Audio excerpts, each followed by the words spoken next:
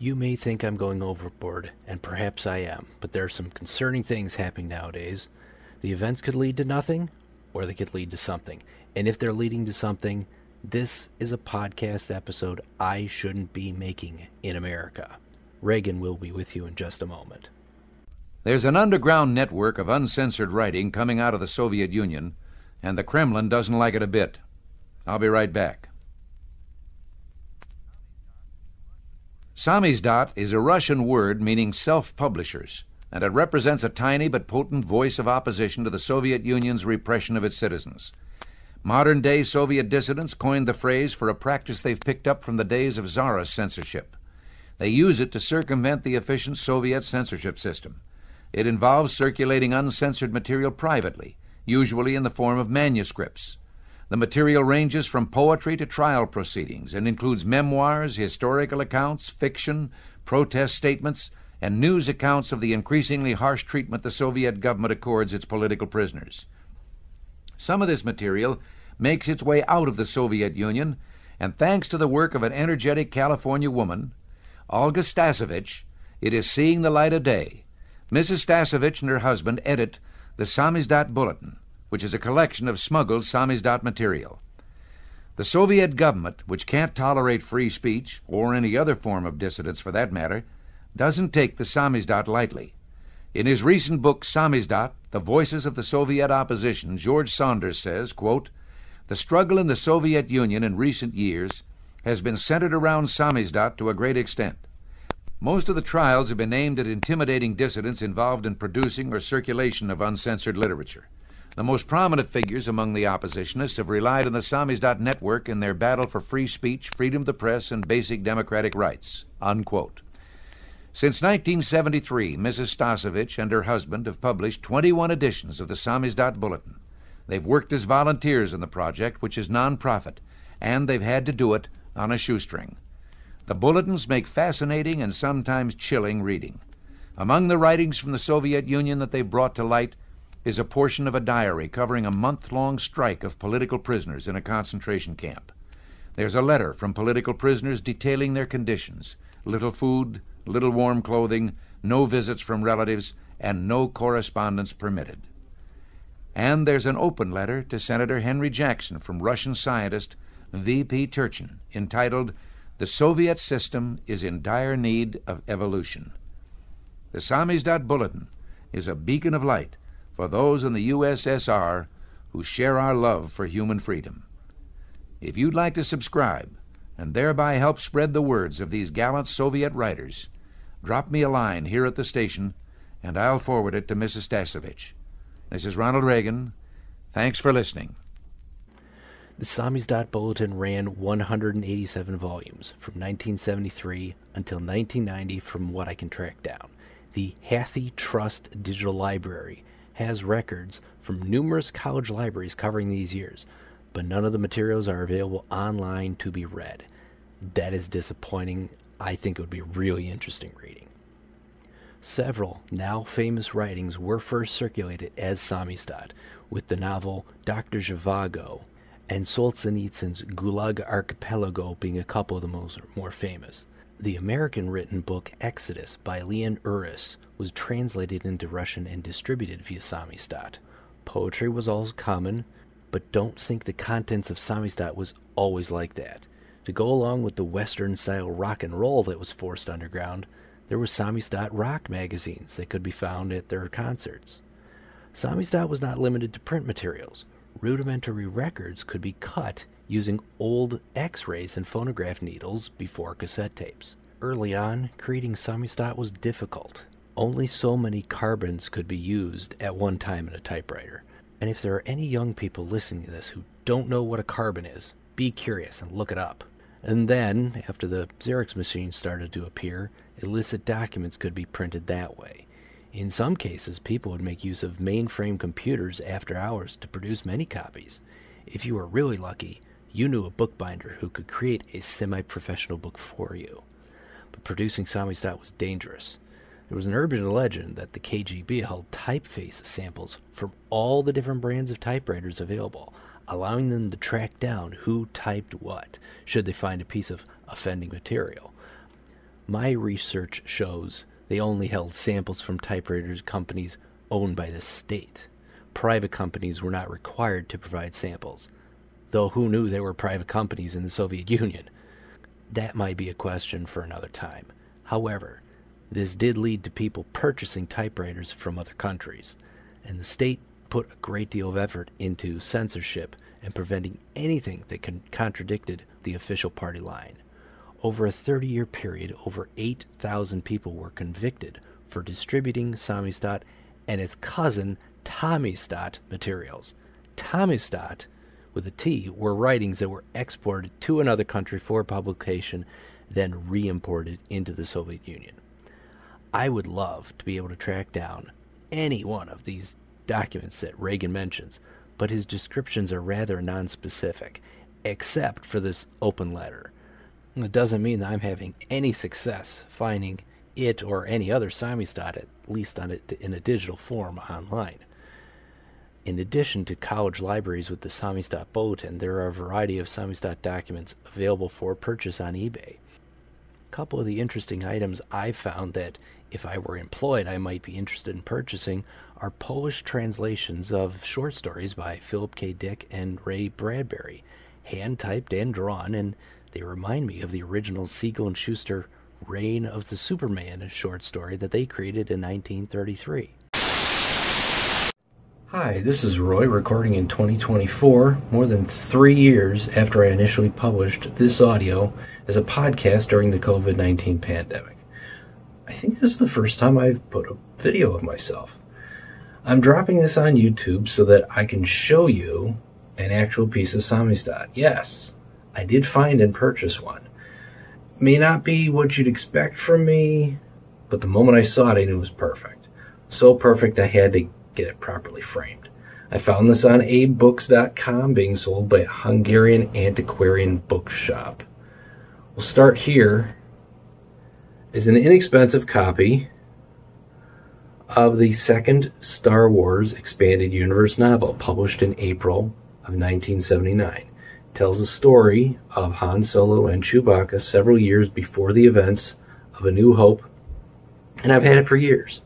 I think I picked it up at a half-price books, and it has been collecting dust on the shelf ever since I read it. Now if I shift, this is the same book printed in 1985. And you'll see it's not in English. It's in Polish. Cover art looks like it's been hand-drawn. Someone brought a English copy of the book into Poland through smuggling or bribery, I suppose. And it was translated, retyped, and mimeographed by a Polish science fiction club called Falcon. Only 100 copies were made. This group also made Samizdat versions of 7 other Star Wars novelizations, including the other 2 books in what would become the Han Solo Adventures trilogy. Now, back to the podcast. VP Turchin is Valentin Turchin, a Russian physicist and computer programmer. Turchin would get political in the 1960s, and his first Samizdat would be, air quote, published in 1968. As a result, his research lab was taken away from him. He would eventually found the Moscow branch of Amnesty International, which raised further ire with the KGB. Concerned about being imprisoned, his family left the Soviet Union in 1977 and came to New York. He passed away in 2010. So why did I choose this broadcast, and what was I talking about when I opened?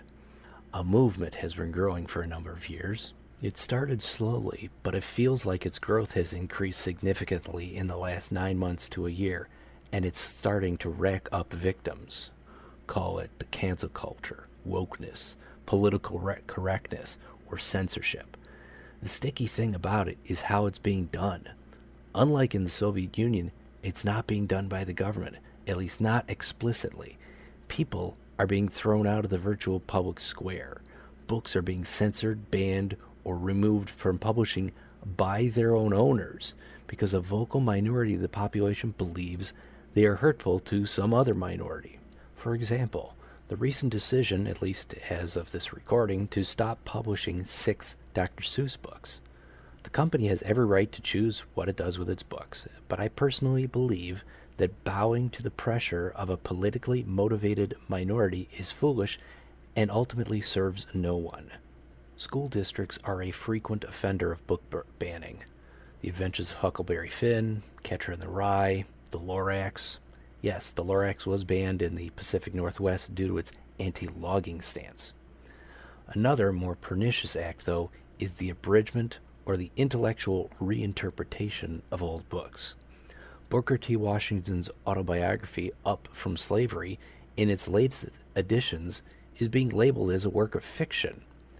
Recent editions of Alexis de Tocqueville's Democracy in America are a fraction of the length of its first edition due to abridgment. Landmarks are being changed. Statues are being removed. Schools, roads, highways, etc. are being renamed. Flags are being changed. It started with statues of figures of the Confederacy, which quickly shifted to statues of just about any old white man of prominence. Some of these statues were taken down by mobs, but others were removed by local, state, or the federal government, fearing the statues would be removed by force.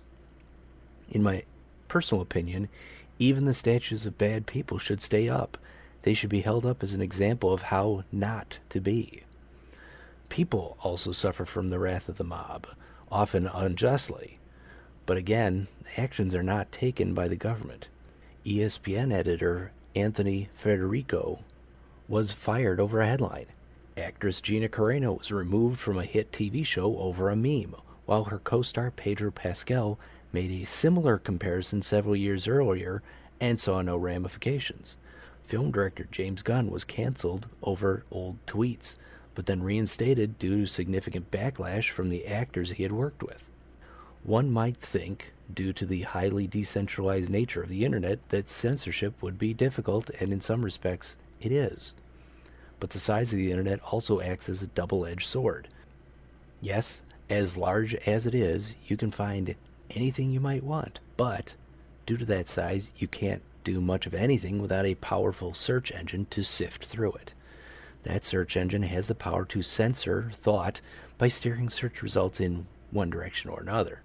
Psychologist Robert Epstein has been studying Google's impact on the U.S. elections for a number of years. Facebook and Twitter use similar means, not necessarily through search results, to promote or stifle thought or stories. The vaunted algorithm is blamed. But who wrote that algorithm? People. People who may have biases. Will we arrive at a time when Samizdat is necessary in the United States? Boy, I hope not. Probably not. I think you'll see more significant pushback against censorship, whether from the government or not, before we get to that point. We in the United States have a strong background of freedom, which is why I believe this pushback would happen. However, surveys and polls continue to appear which show that the younger generations are more likely to support censorship. Does the internet make Samizdat easier to distribute? Distribute, yes. The near infinite ability to duplicate files makes distribution very easy. Finding this Samizdat, as noted a moment ago when I discussed search engines and algorithms, may not necessarily be easy if we get to the point of needing it. Another concern, though, of digital files is the ease with which they can be manipulated. Any file not coming from its original source would have a degree of suspicion attached to it. A physical Samizdat document would be either A, easier to see that it's been edited, or B, would have to be painstakingly rewritten to hide the alterations. Except in specific instances, alterations to a digital file leave no traces. What can be done if society continues in this direction? I've heard people talk about creating a second internet. If that's a secondary collection of servers for hosting, perhaps that becomes necessary in the future, but I wouldn't consider that an immediate concern. I do not see the running of new fiber backbones as part of the plan. I personally believe personal hosting or network-attached storage and peer-to-peer networking would be part of any digital Samizdat circulation effort. An informal network of printer terminals around the country would also allow for the rapid dissemination of printed materials. Right now, there are a few things that can be done. First, have physical copies. Amazon can't pull a book off your shelf in your home as easily as it can pull a digital book off your Kindle. Those things that only exist digitally, back them up or print them out or both. Download articles and files from the internet. Burn them to a CD, a DVD, or a Blu-ray. Before I close, let me say a little about Amazon Books. If you've been following my podcast from the beginning, you know I digitize, restore, and sell old books on Amazon. I also spent my share of time in my previous job supporting Overdrive, the book loaning service. Yes, Amazon can and does delete books off your Kindle for a few different reasons, but they only can do so if they know you have it and if your Kindle is online. If you acquired a book via some other means and sideload it onto your Kindle, Amazon has no record of it and can't delete it from your device. I believe this would be true with Barnes & Noble and Apple Books as well. If you turn off your wireless on your Kindle, Amazon has no way to communicate what files may or may not need to be deleted or updated. This is also handy if you need a couple extra days to finish that ebook you borrowed from Overdrive. The trends certainly feel like they're going in the wrong direction concerning the freedom of expression. Can it be reversed? Only if the people step up.